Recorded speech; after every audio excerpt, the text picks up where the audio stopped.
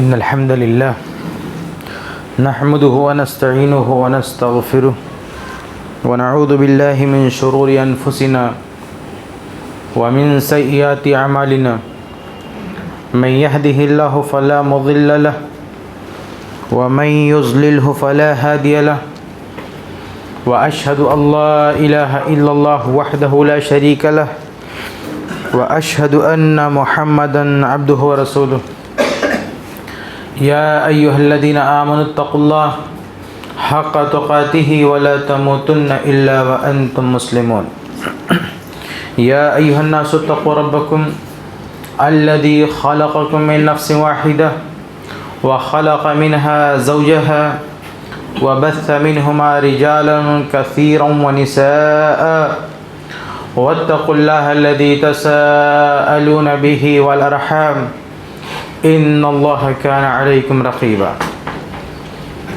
يا أيها الذين آمنوا اتقوا الله وقولوا قولا سديدا يصلح لكم أعمالكم ويغفر لكم ذنوبكم ومن يطع الله ورسوله فقد فاز فوزا عظيما أما بعد فإن أصدق الحديث كتاب الله وأحسن الهدي هدي محمد صلى الله عليه وسلم وشر الأمور محدثاتها وكل محدثة بدعة وكل بدعة ضلالة وكل ضلالة في النار. محترم حاضرین، سامعین سامعات، آج کے اس خطبے میں انشاءاللہ یہ واضح کرنے کی کوشش ہوگی کہ ہم مسلمانوں کے لیے یا ہم مسلمان ہمارے نبی محمد صلی اللہ علیہ وسلم سے سب سے زیادہ محبت کیوں کرتے ہیں. ایک تو اللہ تعالیٰ کا حکم ہے، خود اللہ کے نبی صلی اللہ علیہ وسلم کا حکم ہے، ہمارے ایمان کا تقاضا ہے. صحیح بخاری کی بڑی مشہور حدیث ہے، انس بن مالک رضی اللہ تعالیٰ عنہ قال قال رسول اللہ صلی اللہ علیہ وسلم لا یؤمن احدکم حتی اکون احب الیہ من والدہ وولدہ والناس اجمعین. رواہ البخاری.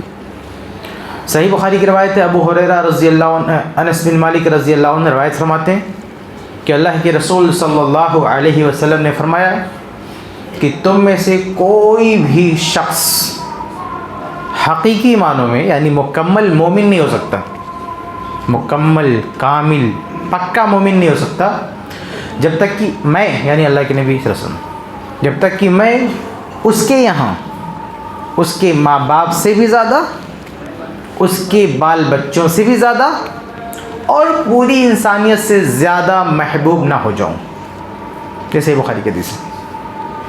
یہ ہمارے دین کا یہ مطالبہ ہے کہ ہمارے نظر میں سب سے محبوب جو شخصیت ہونی چاہیے انسانوں میں، تمام انسانوں میں سب سے محبوب جو شخصیت ہونی چاہیے وہ ہمارے نبی محمد صلی اللہ علیہ وسلم کی ہونی چاہیے. ہم مسلمان اپنے نبی سے زیادہ کسی سے محبت نہیں کر سکتے، چاہے وہ ہمارے ماں باپ ہوں، چاہے ہمارے بال بچے ہوں، چاہے ہمارے دوست احباب ہوں، چاہے کوئی بھی ہو. تو ایک تو یہ ہے کہ ہمارا ایمانی تقاضا ہے، ہمارے ایمان کا تقاضا ہے کہ ہم اللہ کے نبی صلی اللہ علیہ وسلم سے سب سے زیادہ محبت کریں. لیکن اس کے علاوہ ایک اور پہلو پر بھی غور کریں جسے امام نووی رحمہ اللہ نے صحیح مسلم میں ذکر کیا ہے کہ اس دنیا میں اگر ہم جائزہ لیں کہ پوری دنیا کے لوگ وہ کسی بھی مذہب سے تعلق رکھتے ہوں، کسی بھی فرقے سے تعلق رکھتے ہوں، کسی بھی شعبے سے تعلق رکھتے ہوں، اگر دنیا والے کسی سے محبت کرتے ہیں تو اس کی پیچھے وجہ کیا ہوتی ہے؟ کوئی بھی شخص، ایمان عقیدے کی بات ہم ایک طرف رکھتے ہیں، ایسے ہی جائزہ لیں، محبتوں کی کہانیاں دیکھیں، محبتوں کے واقعات دیکھیں، جو لوگ محبوب ہوتے ہیں انسانوں کی ان کی کوالٹی آپ دیکھیں. کیوں لوگ کسی سے کیوں محبت کرتے ہیں؟ تو تو اگر ہم جائزہ لیں تو نتیجہ یہ آتا ہے کہ 3 میں سے کوئی ایک وجہ ہوتی ہے. آپ محبت کی کوئی بھی داستان اٹھائیں، محبت کا کوئی بھی واقعہ دیکھیں کہ اگر کسی نے کسی سے محبت کی ہے یا لوگوں نے کسی سے محبت کی ہے تو محبوب کے اندر 3 میں سے کوئی ایک چیز ہوتی ہے. پہلی چیز اس کا احسان، اس نے کسی پر احسان کر دیا، کسی کی جان بچا دی، کسی کی عزت بچا دی، کسی کی مدد کر دیا، کسی کا تعاون کر دیا، کسی کے کام آیا. یعنی ایک لفظ میں کہتے ہیں احسان. کسی بھی طرح کا اگر احسان کر دیا سامنے والے پہ تو جس پہ احسان کیا گیا ہے وہ اپنے محسن سے محبت کرنے لگتا ہے. یہ ایک وجہ ہوتی ہے. دوسری وجہ کیا ہوتی ہے؟ دوسری وجہ ہوتی ہے کہ شخصیت میں اعلیٰ کردار، یعنی اعلیٰ شخصیت، اونچی شخصیت کا مالک ہو کوئی شخص. کسی کے اندر، کسی کی ذات کے اندر کوئی خوبی ہو، کوئی ہنر ہو، کسی بھی چیز میں مہارت ہو، وہ بہت بڑا بہادر ہو، وہ بہت زیادہ اخلاق والا ہو، اچھے اخلاق والا ہو. تو کسی انسان کے اندر یعنی اعلیٰ کردار، کوئی انسان اعلیٰ کردار کا مالک ہو، اعلیٰ اخلاق کا مالک ہو، اس کے اندر بہت بڑی خوبی پائی جائے تو اس خوبی کے حوالے سے لوگ اس سے محبت کرنے لگتے ہیں، چاہے سامنے والے نے احسان کیا ہو یا نہ کیا ہو. اس آدمی کے اندر یہ ہنر ہے، یہ فن ہے، اس میں ماہر ہے، وہ دیکھ کر لوگ اس کے فین ہو جاتے ہیں. یہ دوسری وجہ ہوتی ہے محبت کرنے کی. تیسری وجہ کیا ہوتی ہے کہ ایک آدمی حسن و جمال کا مالک ہے، دیکھنے میں اچھا ہے، اس کو دیکھ کر ہی آدمی کو اچھا لگتا ہے. یہ بھی محبت کی ایک وجہ بنتی ہے. صرف اور صرف یہی 3 وجہ ہے. آپ دنیا بھر کی محبتوں کی چھان بین کریں، کوئی چوتھی وجہ آپ نہیں پائیں گے. یہی 3 وجہ ہوتی ہے کسی سے بھی محبت کرنے کی. کیا وجہ ہوتی ہے؟ یا تو سامنے والے نے احسان کر دیا ہے، وہ محبوب بن گیا، یا سامنے والی کی شخصیت بہت اعلیٰ ہے، وہ کوئی کسی ہنر میں ماہر ہے اور وہ محبوب بن گیا لوگوں کا، یا سامنے والا حسین و جمیل ہے، وہ محبوب بن گیا.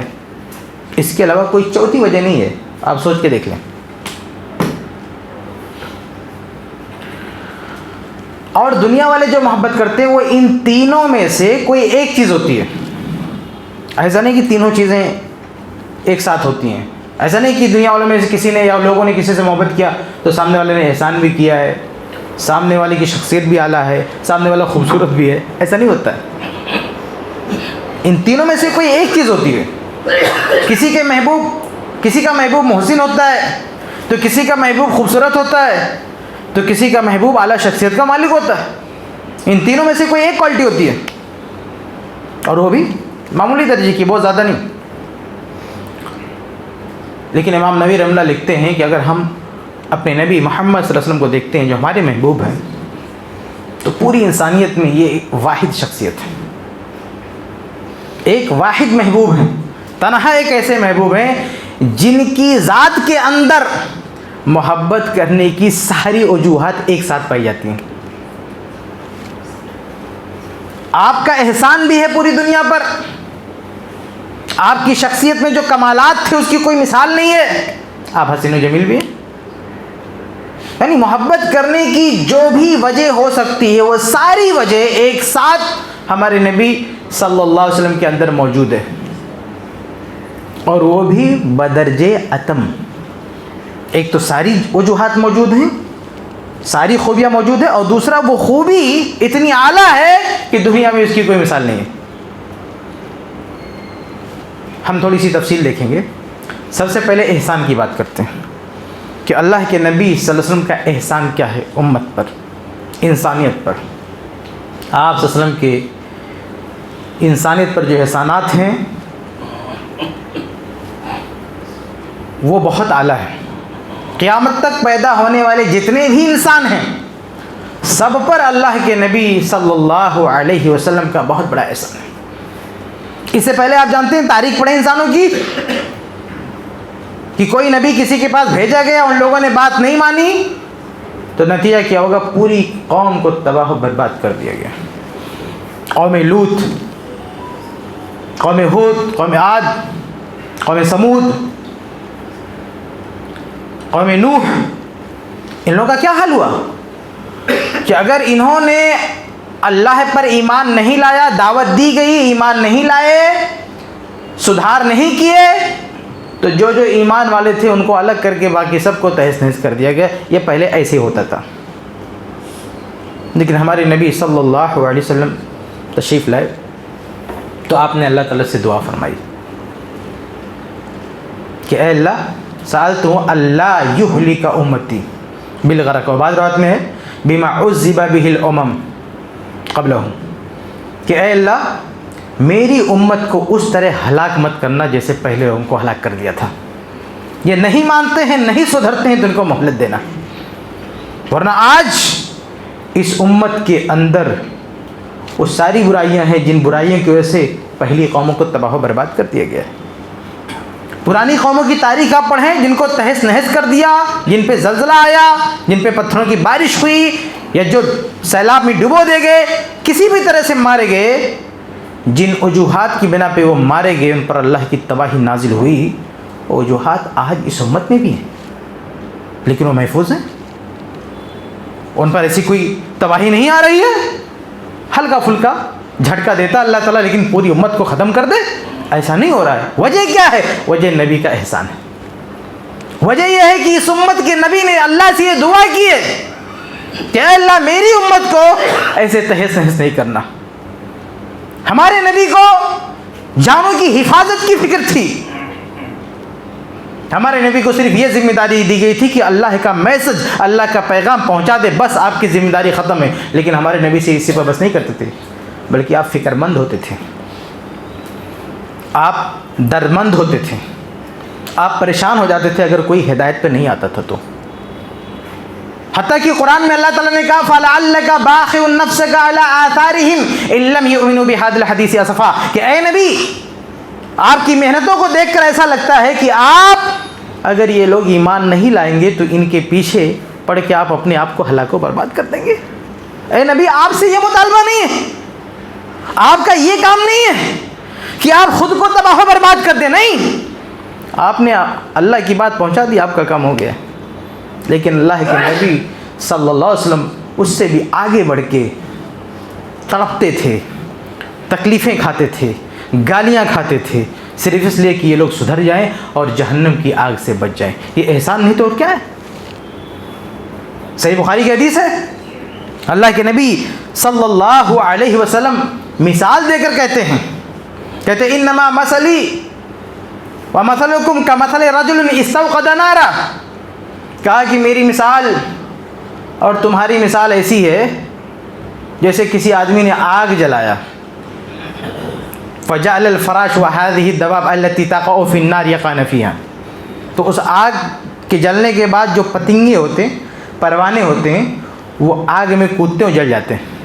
ایسے تمہارا حال ہے کہ تم آگ میں کودے جا رہے ہو، اور میرا کیا حال ہے؟ انا آخذ بحجزکم عن النار وهم يقتحمون فيها، میں تمہاری کمر پکڑ کے کھینچ رہا ہوں کہ مت جاؤ آگ میں، مت جاؤ، لیکن تم کودے جا رہے ہو۔ آپ سوچیں کہ اللہ کے نبی صلی اللہ علیہ وسلم کی فکر یہ تھی کہ یہ لوگ آگ سے بچ جائیں، اس کے لیے آپ پکڑ کے کھینچ رہے ہیں، لوگوں کی گالیاں سن رہے ہیں، وہ مارے جا رہے ہیں، سب کچھ ہو رہا ہے، لیکن اللہ کے نبی اپنی مشن میں لگے ہوئے ہیں، کسی طرح یہ لوگ آخرت کے عذاب سے بچ جائیں۔ یہ احسان نہیں تو کیا ہے؟ جن لوگوں کو بچانے کی فکر میں وہی الٹا مار رہے ہیں اللہ کے نبی کو، لیکن نبی صبر کر رہے ہیں۔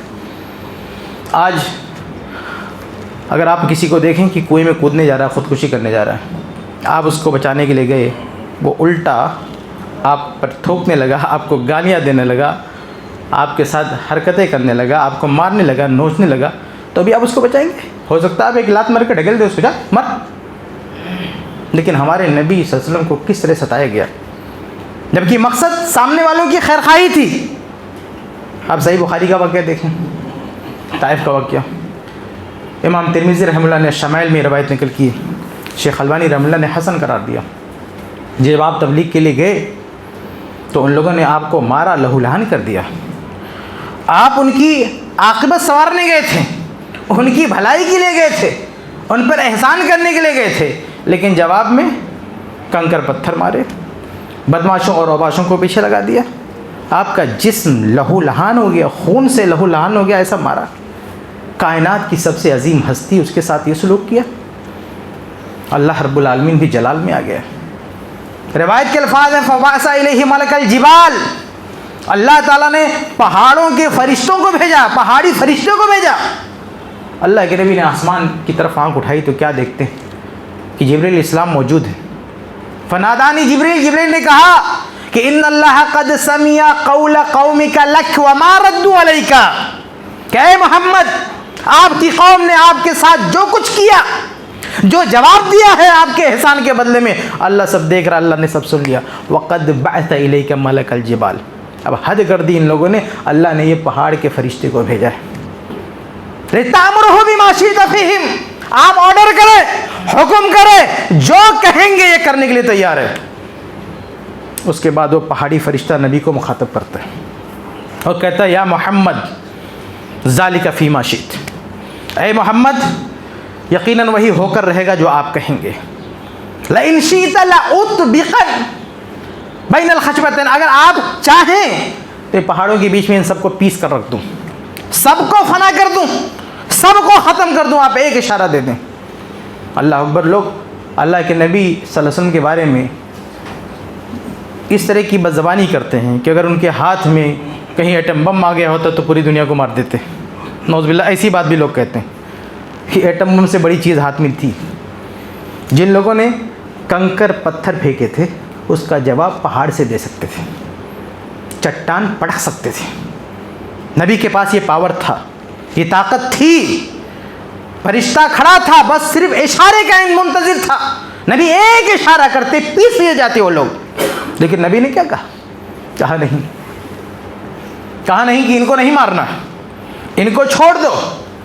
ارجو اللہ ارجو مجھے امید ہے ان یخرج اللہ من اصلابہم، اگر یہ نہیں سدھرتے تو نہ سدھریں. مجھے امید ہے کہ اللہ تبارک و تعالیٰ ان کی نسلوں میں ایسے لوگ پیدا کرے گا کہ میں یؤمن باللہ، جو اللہ پر یقین رکھیں گے، یعبد اللہ، اللہ پر کی عبادت کریں گے، لا یشرکوا بہ شیئا، کسی کے ساتھ شرک نہیں کریں گے. اگر یہ برے ہیں تو ان کی نسلوں کو کیوں مارا جائے؟ یہ نہیں سدھرتے نہ سدھریں، لیکن ان سے آنے والی جو اولاد ہے مجھے امید ہے کہ وہ سدھرے گی. ان سب کی جان بخش دی اللہ کے نبی صلی اللہ علیہ وسلم نے، اور آنے والی نسلوں نے اسلام قبول کیا. وہ نسلیں پوری دنیا میں موجود ہیں. اگر انہیں مار دیا جاتا تو یہ اتنی بڑی نسل دنیا میں ہوتی؟ کیا ان نسلوں پر، ان کے آنے والی آل و اولاد پر نبی کا احسان ہے کہ نہیں ہے؟ نبی کا احسان ہے. بلکہ ایک اور حدیث دیکھیں مسند احمد وغیرہ کی، اللہ کے نبی صلی اللہ علیہ وسلم، ابن عباس رضی اللہ تعالیٰ عنہ حدیث کے راوی ہیں، کہتے ہیں کہ کفار اللہ کے نبی صلی اللہ علیہ وسلم کے پاس آئے اور کہا کہ ادعو ربک ان یجعل لنا الصفا ذهبا، کہ اے نبی آپ اپنے رب سے دعا کر دیں کہ یہ جو صفا پہاڑ ہے اس کو سونے کا بنا دے. نؤمن بک، ہم آپ پر ایمان لے آئیں گے. شرط کیا رکھی لوگوں نے؟ شرط یہ رکھی کہ یہ جو پہاڑ دکھ رہا ہے صفا کا، اگر یہ سونے کا بن گیا، اے محمد ہم آپ پر ایمان لانے کے لیے تیار ہیں. اللہ کے نبی صلی اللہ علیہ وسلم نے جب دیکھا کہ اتنی بڑی تعداد صرف اس بات سے جہنم سے بچ سکتی ہے، ایمان لانے کے لیے تیار ہے کہ پہاڑ سونے کا ہو جائے، تو اللہ کی بارگاہ میں دعا کے لیے ہاتھ اٹھا دیا. کہا اللہ تیرے لیے کون سی بڑی بات ہے، تیرے لیے کون سی بڑی بات ہے اس پہاڑ کو سونے کا بنانا، تو بنا دے، اتنے سارے لوگ جہنم سے بچ جائیں گے. کتنا آسان مطالبہ ہے تیرے لیے، کتنا آسان ہے. اللہ تعالیٰ نے جبریل السلام کو بھیجا. جبریل السلام آئے اور کہا کہ اللہ تعالیٰ آپ کو سلام کہتا ہے، اور اللہ جواب دیتا ہے کہ اگر آپ چاہتے ہیں تو واقعی ابھی یہ پہاڑ سونے کا بن جائے گا. اللہ تعالیٰ نے کہا کہ ایک بار سوچ لیں، اگر آپ کہتے ہیں تو ابھی ایک لمحے میں یہ پورا پہاڑ سونے کا بن جائے گا. لیکن یہ پہاڑ سونے کا بننے کے بعد یہ مکر گئے، ایمان نہیں لائے، تو اعذبہ عذابا لا اعذب احدا من العالمین، تو ہم ان کو ایسی مار ماریں گے، ایسا عذاب دیں گے کہ اب تک انسانیت میں ہم نے کسی کو ایسا عذاب نہیں دیا۔ اور ان شئت فتحت لہم باب الرحمت والتوبہ، اور اگر آپ چاہتے ہیں کہ ان کی یہ ضد نہ مانی جائے، ان کے سامنے توبہ کی مہلت، سدھرنے کی مہلت باقی رکھی جائے، تو ہم باقی رکھتے ہیں۔ یہ دو آپشن ہیں، آپ کیا چوز کرتے ہیں؟ آپ کہیں تو اسے سونے کا بنا دیتا ہوں، لیکن اتنی بڑی ضد ماننے کے بعد بھی اگر ایمان نہیں لائے تو سب کو پیس کر رکھ دیں، کوئی نہیں بچے گا۔ اور دوسرا آپشن ہے کہ آپ چھوڑ دیں ان کے حال پر، ہو سکتا سدھر جائیں، کچھ نہ سدھریں۔ تو اللہ کے نبی صلی اللہ علیہ وسلم نے کہا کہ بل باب الرحمت والتوبہ، کہ نہیں، میں دوسرا آپشن چنوں گا کہ ان کے لیے توبہ کا دروازہ کھلا رکھیں۔ اللہ کے نبی صلی اللہ علیہ وسلم گھبرا گئے کہ ایسا نہ ہو کہ یہ سونے کا بن جائے، یہ ایمان نہیں لائیں گے تو یہ پوری بستی ہلاک ہو جائے گی۔ یہ احسان، یہ درد، یہ انسانی جانوں کی حفاظت کا درد نبی کے اندر، یہ انسانیت پر احسان ہے کہ نہیں؟ اگر ان کی ضد میں آ کے کوئی اور ہوتا جس کا مناظرانہ ذہن ہوتا، جیسے آج کل کے لوگ بہت دعوت کا دعویٰ کرتے پھرتے ہیں کہ ہم دائی ہیں، یہ ہیں، ان کے سامنے اگر سامنے والا کوئی مطالبہ کرتا ایسا کر دو تو ایمان لے آئیں گے، تو پٹ سے تیار ہو جائیں گے، کر دو۔ لیکن اللہ کے نبی صلی اللہ علیہ وسلم جذبات میں نہیں آئے۔ اللہ کے نبی صلی اللہ علیہ وسلم نے یہ دیکھا کہ ان کی جان بہت اہمیت رکھتی ہے، ان کی نسلیں بہت اہمیت رکھتی ہیں، ایسا نہ ہو کہ یہ ضد میں مارے جائیں، اس لیے ان کے سامنے سدھرنے کا موقع ہونا چاہیے، اور اللہ کے نبی صلی اللہ علیہ وسلم نے سدھرنے کا موقع ان کے سامنے برقرار رکھا۔ یہ ہمارے نبی صلی اللہ علیہ وسلم کا احسان ہے۔ میرے بھائی آپ بتاؤ، پوری دنیا میں کوئی ایک شخص ایسا ہے جس نے انسانی جانوں کی حفاظت کے لیے، انسانی نسلوں کی حفاظت کے لیے، قیامت تک پیدا ہونے والے انسانوں کے لیے اتنا درد دکھایا ہو، اتنی تڑپ دکھائی ہو؟ آج اللہ کے نبی صلی اللہ علیہ وسلم کے احسان کی بدولت اتنے سارے انسان زندہ ہیں، سانس لے رہے ہیں، ورنہ نبی نے وہ دعا نہ کی ہوتی کہ انہیں مت مارنا تو مار دیے جاتے، کئی موقع پہ مار دیے جاتے، پہاڑی فرشتہ بھی مارتا، سونا پہاڑ کا بن جاتا تو مارے جاتے، پوری نسلیں تباہ ہو جاتی، لیکن اللہ کے نبی نے ایسے نہیں کیا۔ پتہ نہیں ہم میں سے کون کون ان لوگوں کی نسل سے ہے جو آج چل پھر رہے ہیں، ہماری نسلیں آگے بڑھ رہی ہیں۔ تو یہ اللہ کے نبی صلی اللہ علیہ وسلم کا احسان ہے اس امت پر۔ تو اگر احسان کی وجہ سے دنیا والے کسی سے محبت کرتے ہیں تو انہیں معلوم ہونا چاہیے کہ ان پر ہمارے نبی صلی اللہ علیہ وسلم سے بڑھ کر کسی کا احسان نہیں۔ آج جس طرح سے انگارے منہ سے اگلتے ہو، جس طرح کی خرافات بکتے ہو، جس طرح کی دہشت پھیلاتے ہو، اللہ کے نبی صلی اللہ علیہ وسلم کی دعائیں نہ ہوتی، اللہ کے نبی صلی اللہ علیہ وسلم کے دل میں رحمت کا جذبہ نہ ہوتا، تو آج تمہارا یہ حال نہیں ہوتا، آج تم اتنے جری نہیں ہوتے۔ یہ نبی کا احسان ہے تم پر، ہم پر، سب پر، کہ اتنی برائیاں اور اتنے بگڑنے کے باوجود بھی محفوظ ہیں۔ اللہ کی پکڑ اس طرح نہیں آ رہی جیسے پہلے آتی تھی، یہ نبی کی دعاؤں کا نتیجہ ہے۔ تو اگر دنیا والے کسی کے احسان کی وجہ سے کسی سے محبت کرتے ہیں تو انہیں معلوم ہونا چاہیے کہ ان پر سب سے بڑا احسان ہمارے نبی صلی اللہ علیہ وسلم کا ہے۔ اس لیے ہمیں اللہ کے نبی صلی اللہ علیہ وسلم سے سب سے زیادہ محبت بھی کرنی چاہیے۔ آگے بڑھتے ہیں۔ محبت کی ایک دوسری وجہ کیا ہوتی ہے کہ شخصیت میں اعلیٰ کردار ہو، اعلیٰ کردار کا مالک ہو، اونچی شخصیت کا مالک ہو۔ اگر ہم اپنے نبی محمد صلی اللہ علیہ وسلم کی سیرت کا مطالعہ کرتے ہیں تو ہمیں پتہ چلتا ہے کہ ہر طرح کی عمدہ خوبیاں اللہ کے نبی صلی اللہ علیہ وسلم کی شخصیت میں موجود ہیں۔ آپ کیا چیز دیکھنا چاہیں گے؟ بہادری، اخلاق، ہر طرح کی خوبی ہمارے نبی صلی اللہ علیہ وسلم کے اندر موجود ہے۔ بہادری کی بات کریں، صحیح بخاری کی حدیث ہے، مدینہ میں ایک مرتبہ باہر سے کوئی آواز آئی، سب ڈر گئے کہ کہیں دشمن حملہ تو نہیں کر رہا۔ تو کچھ صحابہ کرام، بہادر صحابہ کرام اکٹھا ہوئے اور ٹیم بنا کے، گولی بنا کے باہر نکلے کہ چل کے دیکھتے ہیں ماجرا کیا ہے۔ جب مدینہ کے باہر نکلتے ہیں تو کیا دیکھتے ہیں کہ اللہ کے نبی صلی اللہ علیہ وسلم دور سے آ رہے ہیں۔ آپ ایک گھوڑے پہ سوار ہو کے آ رہے ہیں اور آپ کے ساتھ آپ کی تلوار ہے. جب یہ لوگ اور آگے بڑھے تو اللہ کے نبی سامنے پہنچے اور کہا کہ لم تراؤ لم تراؤ، کہ ڈرنے کی کوئی بات نہیں، میں پتہ لگا کہ آ چکا ہوں، کوئی مسئلہ نہیں، چلو آرام کرو. یہ بہادری کہ مدینہ کے بڑے بڑے بہادر پریشان ہیں، وہ ایک جتھا بنا کے باہر نکلتے ہیں، اور ہمارے نبی وہ قائد ہیں کہ اکیلے سارا خطرہ دیکھ کے واپس آتے ہیں. اور جب تک یہ لوگ ہوش میں آتے ہیں، باہر نکلنے کی جرأت کرتے ہیں، نبی واپس آ رہے ہیں. آپ دیکھ بھی چکے، واپس بھی آ چکے کہ کوئی خطرہ نہیں ہے. یہ بہادری اللہ کے نبی صلی اللہ علیہ وسلم. مسند احمد کی حدیث ہے، آج لوگوں نے اللہ کے رسول کو پڑھا نہیں. بہادری کی بات آتی ہے تو عام طور سے علی رضی اللہ تعالیٰ عنہ کا نام لیا جاتا ہے، کہ اس میں کوئی شک نہیں کہ علی رضی اللہ تعالیٰ عنہ بہادر تھے، لیکن نبی سے زیادہ نہیں. بہادری میں اللہ کے نبی صلی اللہ علیہ وسلم کی کوئی مثال نہیں ہے. صحیح بخاری کی حدیث ہے، آپ صلی اللہ علیہ وسلم کے ساتھ 10 سال خدمت کرنے والے رہنے والے انس بن مالک کہتے ہیں کان رسول اللہ صلی اللہ علیہ وسلم اشجع الناس، کہ اللہ کے نبی صلی اللہ علیہ وسلم سب سے زیادہ بہادر تھے. اور خود علی رضی اللہ تعالیٰ عنہ کی روایت ہے مسند احمد کی، وہ کہتے ہیں کہ جب ہم میدان جنگ میں ہوتے تھے اور کننا اذا احمر الباس ولقی القوم القومہ، کہتے ہیں جب جنگ کا میدان ہوتا تھا، لڑائی شباب پر ہوتی تھی، گھمسان کا رن پڑتا تھا، فوجیں ایک دوسرے پہ ٹوٹ پڑتی تھیں، یعنی جب لاشیں گرتی تھی، گردنیں کٹتی تھی اور خوفناک منظر ہوتا تھا، تو علی رضی اللہ عنہ کہتے ہیں اتقینا برسول اللہ صلی اللہ علیہ وسلم، ہم اللہ کے نبی صلی اللہ علیہ وسلم کی ذات سے اپنا بچاؤ کرتے تھے. کہتے ہیں فما یکون احد منا ادنی من القوم منہ، جب لڑائی شباب پر ہوتی تھی تو ایسے موقع پر دشمن سے سب سے زیادہ قریب ہمارے نبی ہوتے تھے.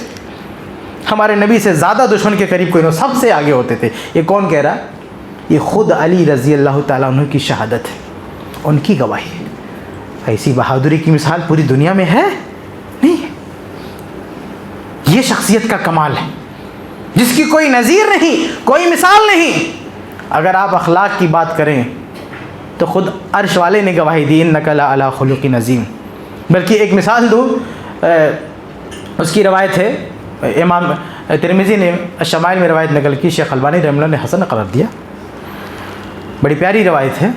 عبداللہ بن عمر رضی اللہ عنہ فرماتے ہیں کہ کان رسول اللہ صلی اللہ علیہ وسلم یقبل بوجہہ وحدیثہ علی اشر القوم، کہ قوم کا سب سے بدترین آدمی بھی نبی کے سامنے آ جاتا تھا تو اللہ کے نبی صلی اللہ علیہ وسلم اپنے چہرے سے اور اپنی بات سے اس کی طرف متوجہ ہوتے تھے، اس کو اگنور نہیں کرتے تھے، توجہ سے اس کی بات سنتے تھے.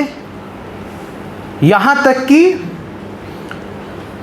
کہتے ہیں کہ حتی ظننت، کہتے ہیں میں بھی جب نبی کے پاس جاتا تھا تو یقبل بوجہی وحدیثی علیہ، تو اللہ کے نبی صلی اللہ علیہ وسلم اپنی گفتگو اور اپنے چہرے کو لے کے میری طرف اتنی محبت سے متوجہ ہو جاتے، حتی ظننت انی خیر القوم، یہاں تک کہ مجھے لگا کہ نبی کا سب سے چہتا میں ہی ہوں.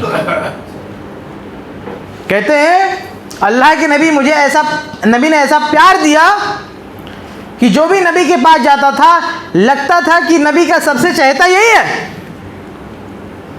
کہتے ہیں جب میں گیا تو مجھے بھی لگا کہ سب سے چہتا میں ہی ہوں. تو کہا کہ میں نے فوراً سوال کر دیا یا رسول اللہ انا خیر او ابو بکر، کہ میں سب سے اچھا ہوں یا ابو بکر. وہ کنفیوز ہو گئے، بھائی یار باہر تو سنتے ہیں کہ ابو بکر سب سے بڑے ہیں، یہاں تو مجھے سب سے زیادہ عزت مل رہی ہے. فوراً نبی سے سوال ہی کر ڈالا. کنفیوز ہو گئے وہ برتاؤ دیکھ کر، اخلاق دیکھ کر، کہ ابو بکر زیادہ بڑے کہ میں زیادہ بڑا، مجھے اتنی عزت مل رہی ہے. نبی سے خود سوال کر دیا کہ اے نبی ابو بکر زیادہ افضل ہے میں؟ اللہ کے نبی نے کہا ابو بکر. اللہ کے نبی نے کہا ابو بکر. فوراً دوسرا سوال کیا یا رسول اللہ انا خیر عمر، کہا چلو ابو بکر کے برابر نہیں تو اتنی عزت ملی ہے تو ہو سکتا ہے کہ عمر کے برابر ہوں.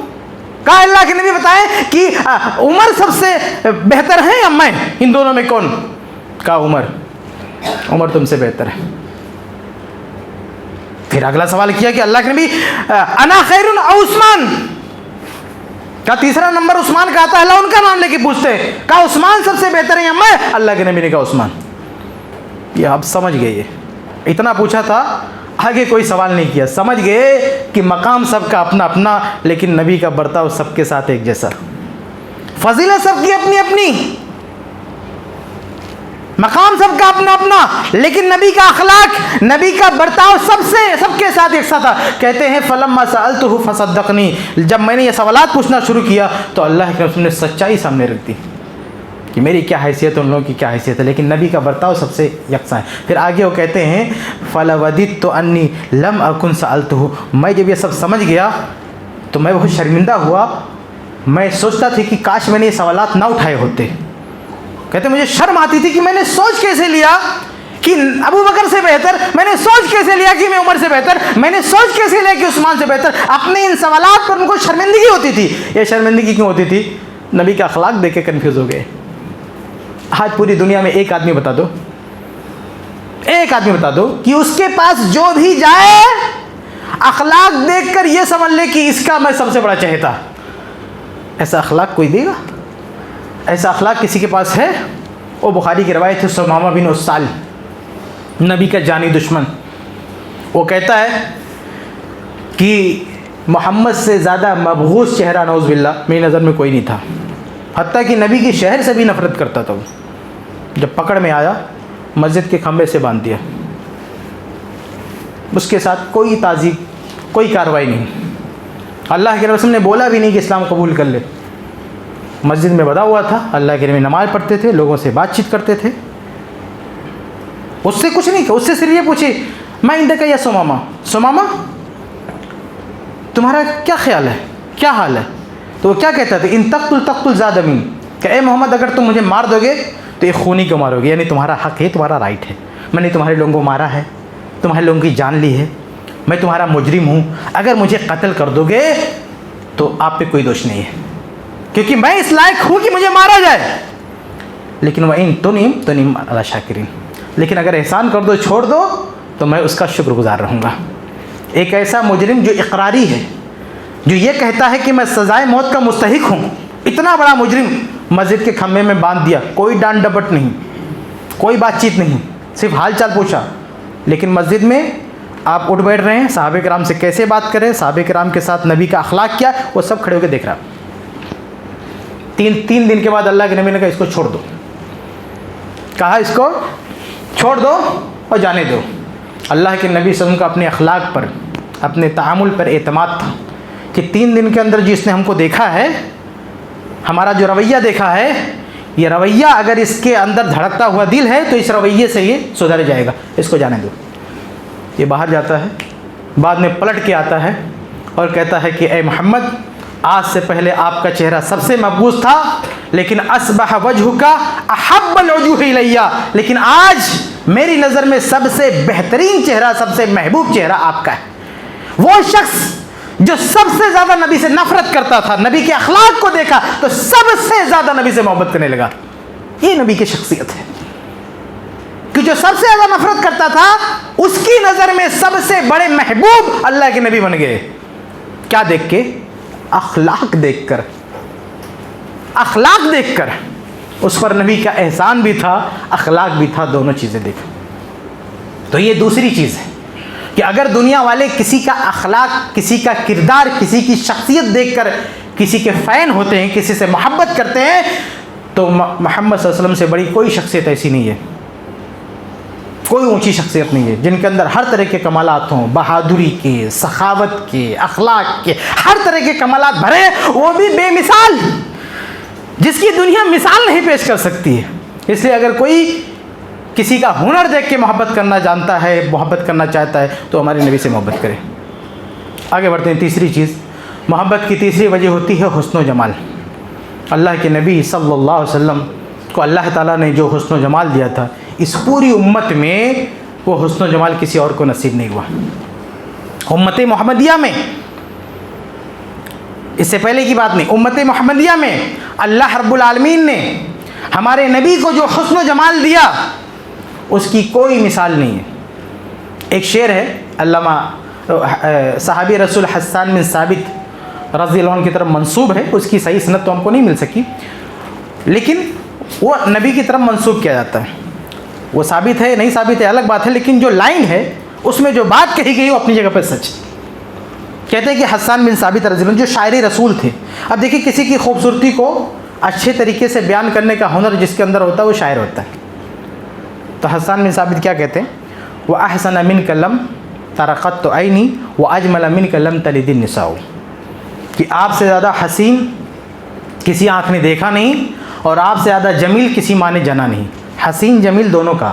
حسین کا مطلب ہوتا ہے ناک نقشہ اچھا ہو، بھلے وہ کالا کلوٹا ہو. جمیل کا مطلب اس کا رنگ بھی اچھا ہو.